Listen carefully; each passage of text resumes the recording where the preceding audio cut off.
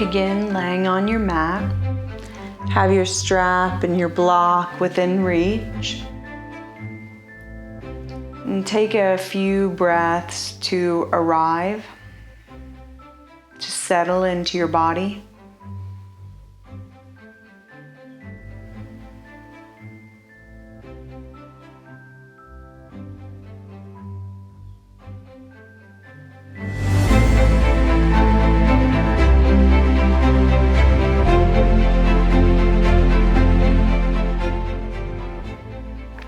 And then arms in a cactus or a T.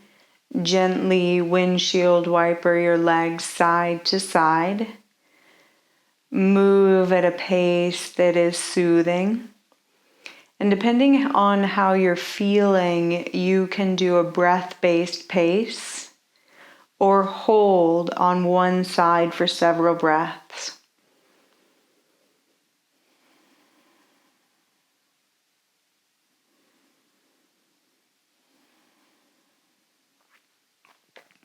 If you don't know which one you prefer, experiment. And even if you do, getting curious each day, each time you're on the mat is very, very, very potent. And then return the legs to center. Now, if your chin is up really, really high and there's tension in the front of your throat, back of the neck, for the next few poses, you can put the block underneath your head. You could also use a pillow or a rolled blanket. The pillow or rolled blanket will help with the curve of the neck.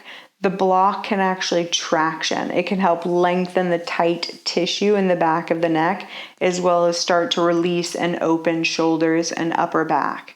So if you need one of those props, grab them.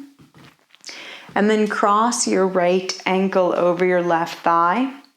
This may be plenty of stretch. You can put your foot on something or hold behind hamstring or shin. Especially if you're doing this practice after activity or a long period of sitting. Resist the temptation to get aggressive. Stay soft, stay sensitive. Get into the pose, then deepen your breath.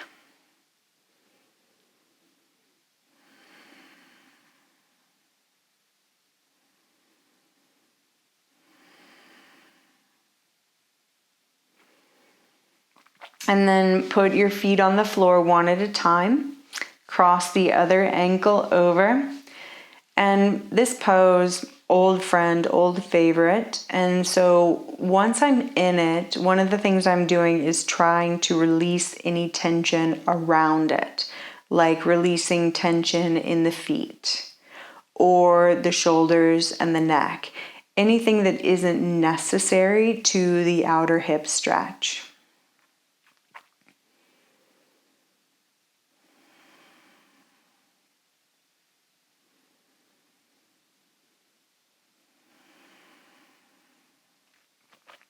And then once you're complete with that second side, draw both knees into your chest.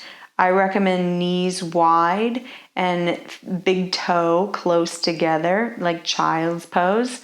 And then you can rock side to side. Here you have options. You can pull the knees into your chest, or I actually like the long, loose stance, so that then I can roll more on the outer hips. It's like a self-massage technique. And the outer hips is where I get really tight and restricted. And then rock back to center. Keep the right knee into your chest. Extend the left leg out. Draw the right knee wide and lengthen from left hip to left heel. It's a very simple pose and very deep opening for the front of the left thigh, left hip flexor, left psoas.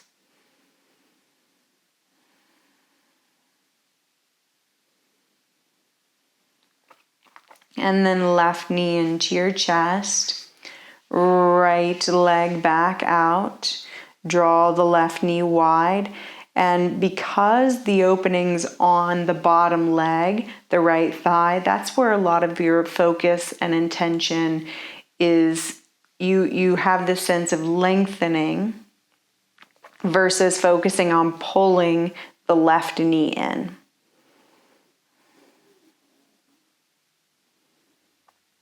And then left knee into your chest, right knee into your chest. Rock a little bit side to side again. Onward and upward, keep the right knee into your chest. Extend the left leg out. Hands behind the right hamstring, right leg to the sky. Roll the ankle in circles. Now, if this is ever too intense or the buttocks is curling up, the top thigh is lifting up, put the foot on the floor and the left knee bent. And that is always an alternative to make these types of hip and hamstring stretches more palatable. After the ankle circles, stretch the right foot up. Take a few more breaths.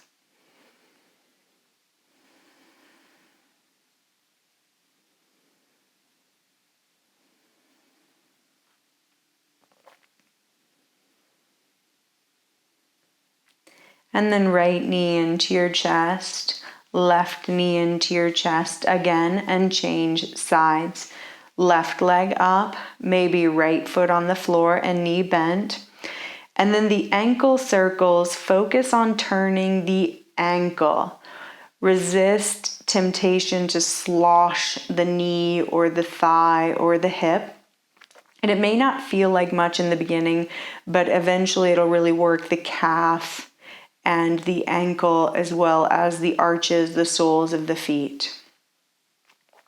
And then when you're stretching the left leg up, press evenly through front, back, sides to side of the feet. Notice if you're really pointing the foot or if you're really pulling the toes down and pressing through the heel. You want balance, and that will be a part of all the hamstring poses that are coming. Next, exhale, bend the left knee. Right knee into your chest. Extend the left leg out, and then you're going to grab your strap, and the strap is going to go to the ball of the right foot. And then you're going to bend the right knee. Notice that my shin is staying perpendicular to the floor, or a 90-degree-ish angle. So it's not like this.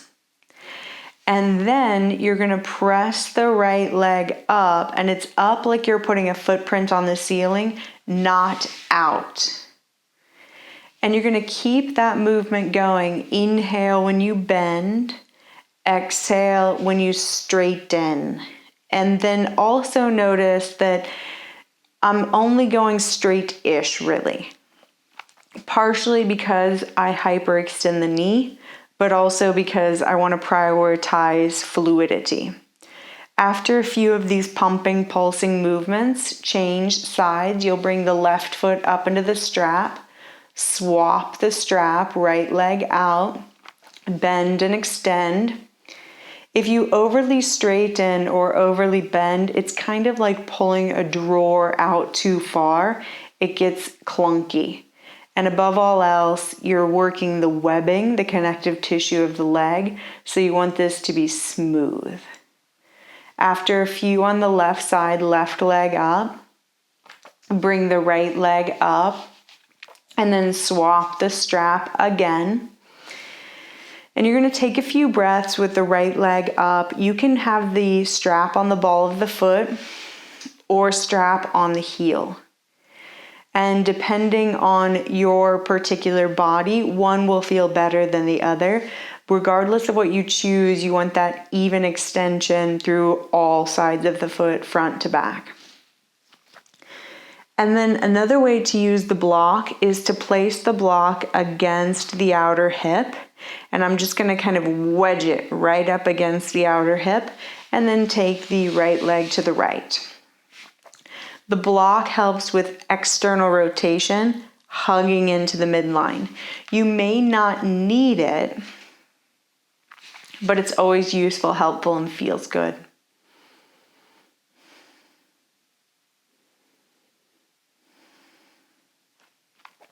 and then come back to center. And now you're going to take the right leg a little bit to the left. Notice that my right hip stays on the floor. I'm not lifting the hip and twisting. It's more of a grounded IT band outer leg opening.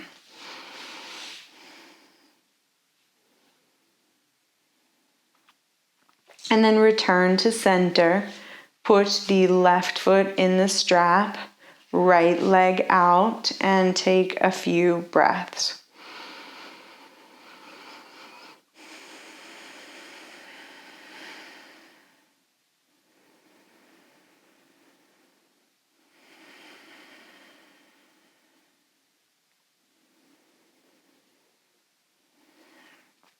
Option to put the block against the left outer hip and left leg goes to the left. You'll notice that I'm close to the wall, the foot is on the wall, and I'm using the wall to press into. I could shimmy away from the wall, but sometimes this type of support is nice.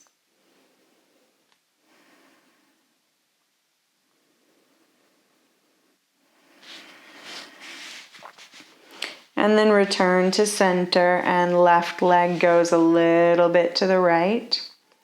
Some people, myself included, these are always agony and ecstasy poses, this IT band stretch. Some people never feel them. Both are okay. If you don't feel it, it doesn't mean you're doing it wrong. If you feel it intensely, it doesn't mean you're doing it wrong. Inhale back to center. Put both feet into the strap. Again, strap can be on ball of the foot or heel. I'm going to do heel just so you can see that this time. And here you're looking for a sweet spot. It's not pulling the legs way in so the sitting bones and hips lift up. It's not legs super far away where the fronts of the legs engage. You want to find a sweet spot where the legs feel weightless or suspended, similar to when we're on a block, and you may need to bend your knees for your low back to feel solid and spread on the floor. Find your sweet spot, take a few more breaths.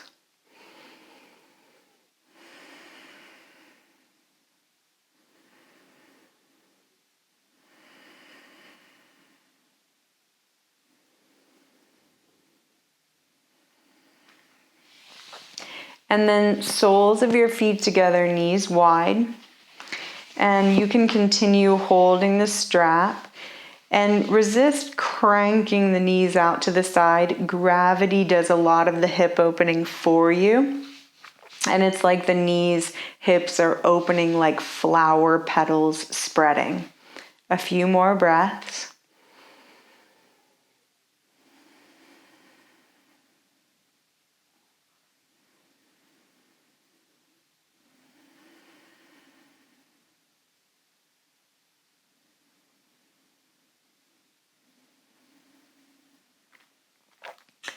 And then remove the strap. Put your strap off to the side. And then you can hold behind your knees. You can hold the feet for happy baby pose. When you're holding the feet, you can hold the outer edge or the heel. Notice when I hold the heel, the fingers point out. Another option is to wrap peace fingers around big toes. Whichever grip you choose, you want to feel solid and supported in the hip sockets and leg bones. And then you can rock a little side to side. Maybe even extend one leg at a time. And notice how when I straighten the right leg, the left knee drops in, the left heel drops in. And then the same will be true when I extend the left leg, the right leg drops in. Like the pumping pulsing earlier, you want these movements to be fluid and graceful. Resist striving or struggling. Stay gentle.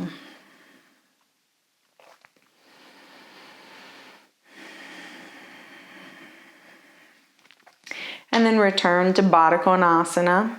soles of your feet together. This time you can hold your feet and again, let the inner knees open. If holding your feet seems too far away or too much, you can always hold ankles or again, knees with the wide stance.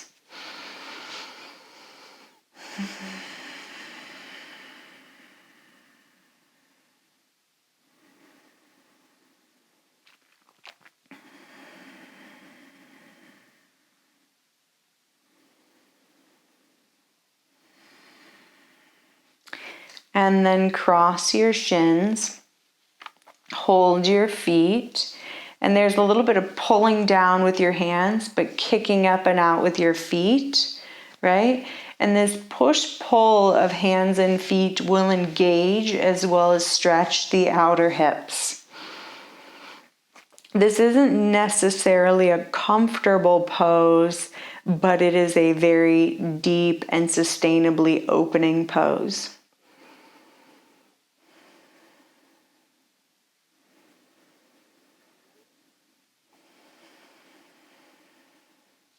Change the cross. This is a variation of a pose called Sukhasana. Sukha meaning ease, meaning softness, sweetness. And we're going to be doing this same leg setup in just a moment, but the feet will be on the floor.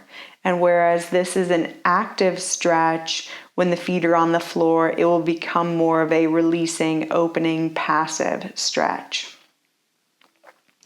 Knees into your chest, and then feet on the floor. You're going to go back to that first cross.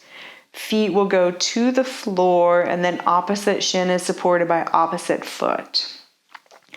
Hold opposite arm to opposite elbow, and then take the arms up and overhead. There will be a tendency to back bend. Instead, you want to feel the rib cage softening and settling to the floor.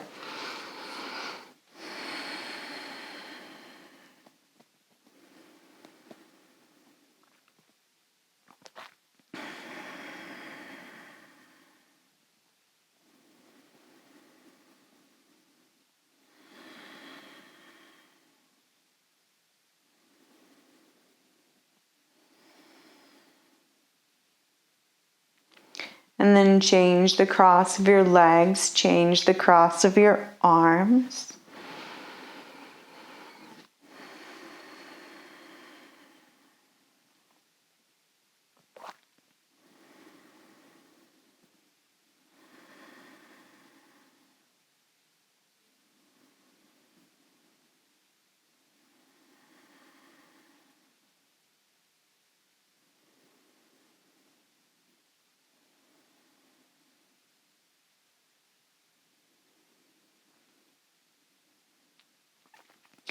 And then make your hands into fists.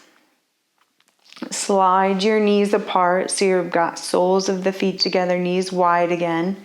And hands can go underneath outer hips like the block. So you're not sitting on the hand is just propping the outer thigh and the hip. And take about 5 more breaths.